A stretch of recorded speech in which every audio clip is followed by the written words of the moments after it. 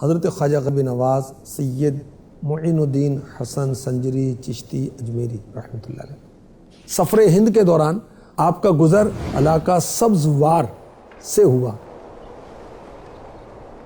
وہاں ایک باغ میں، ایک گارڈن میں آپ نے قیام کیا۔ اس کے بیچ میں بڑا خوبصورت ایک حوض تھا، تالاب تھا۔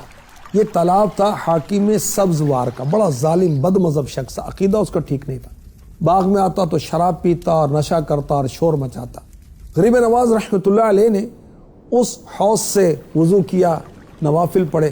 محافظوں نے اپنے حاکم کی سخت گیری کا حال عرض کیا کہ بڑا سخت ہے، بڑا ظالم ہے، اور درخواست کی حضور یہاں سے آپ چلے جائیں، وہ آئے گا آپ کو نقصان پہنچائے گا۔ پتہ کیا فرمایا؟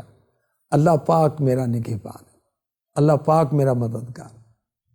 اسی دوران وہ حاکم پہنچ گیا، سیدھا حوض پر آیا اور اس نے دیکھا کہ عیش و عشرت کی جگہ پر ایک اجنبی درویش ہے، تو وہ تو غصے میں آ گیا، لال پیلا ہونے لگا غصے میں۔ اس سے پہلے کہ وہ کچھ گستاخی کرتا، میرے آقا غریب نواز نے نظر ڈالی، اس کی کایا پلٹ دی، اللہ اکبر، بے ہوش ہو کر زمین پر گرا۔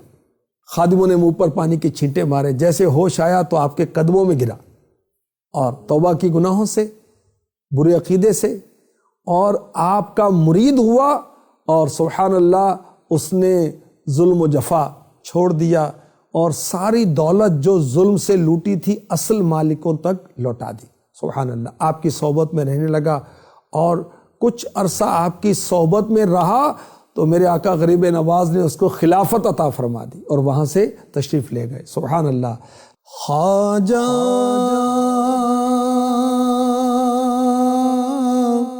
میرے خواجہ، میرے خواجہ، خواجہ میرے خواجہ۔ آپ کا نام ہے حسن، آپ ہیں نجیب الطرفین، حسنی حسینی، یعنی والد اور والدہ دونوں کی طرف سے آپ سید ہیں، اور 537 سنہ ہجری بمطابق 1142 سنہ عیسوی میں سجستان یا سیستان کا علاقہ، یہ پاکستان اور ایران کا بارڈر ہے، وہاں پر سنجر میں آپ کی ولادت ہوئی۔ اور آپ کے القابات کیا ہیں؟ معین الدین، خواجہ غریب نواز، سلطان الہند، وارث النبی وغیرہ۔ آپ کا سلسلہ نسب جو ہے وہ کیا ہے؟ سبحان اللہ، سید معین الدین حسن بن سید غیاث الدین حسن بن سید نجم الدین طاہر بن سید عبدالعزیز۔ ایک مجذوب بزرگ جو ہیں ان کا نام تھا حضرت ابراہیم قندوزی رحمۃ اللہ علیہ، ان کی آپ نے خدمت کی۔ انہوں نے اپنا جوٹھا آپ کو کھانے کے لیے دیا، آپ نے جب کھایا ان کا تبرک تو دل کی دنیا بدل گئی، دل سے دنیا کی محبت دور ہو گئی، سارا ساز و سامان بیچ دیا، فقیروں میں تقسیم کر دیا، اور 15 سال کی عمر میں علم دین کے حصول کے لیے راہ خدا کے مسافر بن گئے، اور سمرقند میں حضرت مولانا شرف الدین رحمۃ اللہ علیہ کی بارگاہ میں حاضر ہو کر آپ نے علم دین کا آغاز کیا۔ پہلے قرآن پاک حفظ کیا، سبحان اللہ، حافظ قرآن تھے میرے خواجہ۔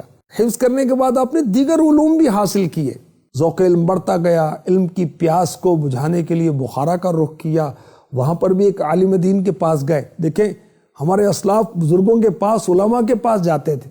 تھوڑے عرصے میں آپ نے تمام دینی علوم کی تکمیل کی، اور 5 سال سمرقند بخارا میں علم دین حاصل کرنے کے لیے آپ نے اسٹے کیا، قیام کیا۔ صلو علی الحبیب صلی اللہ تعالی علی محمد۔